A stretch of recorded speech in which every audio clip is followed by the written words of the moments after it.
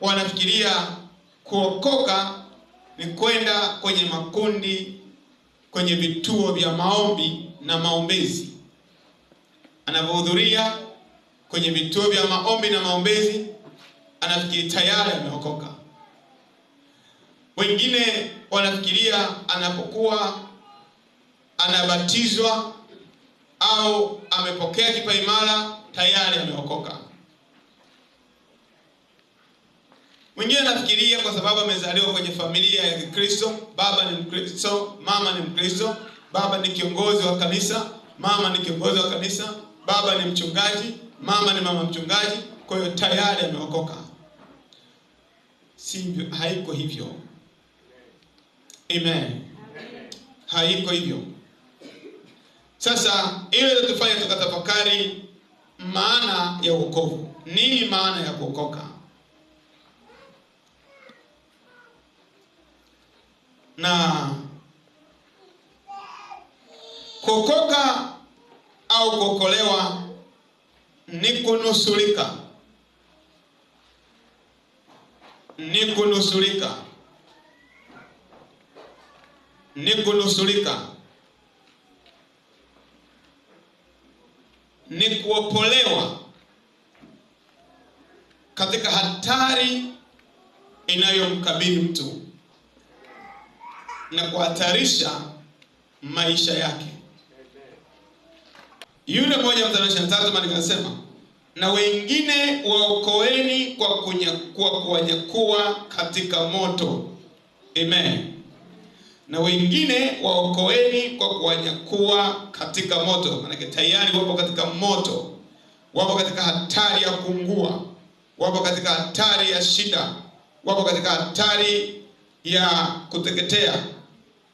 Na wengine wahurumieni kwa hofu, mkilichukua hata vazi lililotiwa uchafu na mwili. Watu ambao mtu anaweza kawa yuko ndani ya nyumba, afu moto unawaka. Yeye yuko ndani na watoto wake, yuko ndani. Moto umeshika nyumba. Sasa anapotokea mtu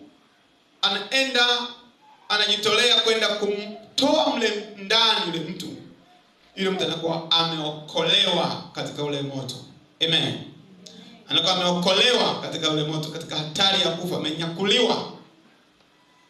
Ikiwa mtu amepanda meli na ile meli kwa bahati mbaya inaanza kuzama, akajitokea bahari ya moja, akaenda apiga mbizi, akaenda kumwokoa yule mtu aliyekuwa nazama, akaenda kumtoa katika hatari ile ya kuzama na kufa. Sasa kitendo hicho kinaitwa mtu huyu ameokolewa. Ameokolewa. Sasa wokovu ni hivyo hivyo. Mtu yeyote ambaye hajaokoka hivi sasa amekwisha kuhukumiwa tayari. Amekwisha kuhukumiwa tayari.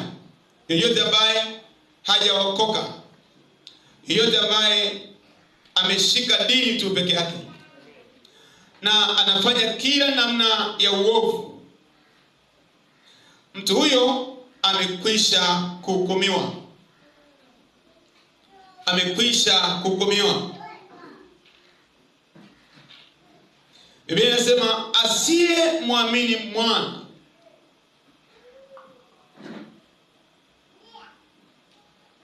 asiye muamini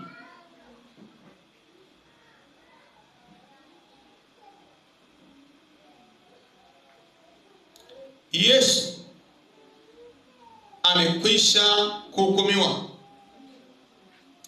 Amekwisha kuhukumiwa. Amen. Amekwisha kuhukumiwa.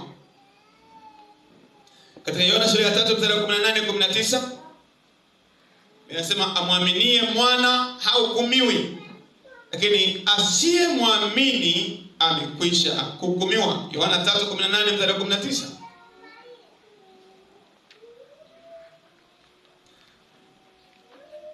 Biblia inasema amwaminie yeye hahukumiwi. Tuseme wote hivyo. Amwaminie yeye hahukumiwi. Tuseme kwa sauti. Amwaminie yeye hahukumiwi. Ndiyo. Amwaminie Yesu manake hahukumiwi. Asiyemwamini amekwisha kuhukumiwa. Tuseme wote, amekwisha kuhukumiwa. Amekwisha kuhukumiwa. Asiyemwamini Yesu amekwisha kuhukumiwa. Asiyemwamini Yesu amekwisha kuhukumiwa. Ndiyo, kwa sababu hakuliamini jina la mwana pekee wa Mungu. Na hii ndiyo hukumu ya kuwa nuru imekuja ulimwenguni na watu wakapenda giza kuliko nuru, kwa maana matendo yao yamekuwa maovu. Haleluya. Kwa hiyo mtu yote ambaye anatenda dhambi leo, hata kama anaenda kanisani, hata kama anaenda kwenye dini, amekwisha kuhukumiwa tayari.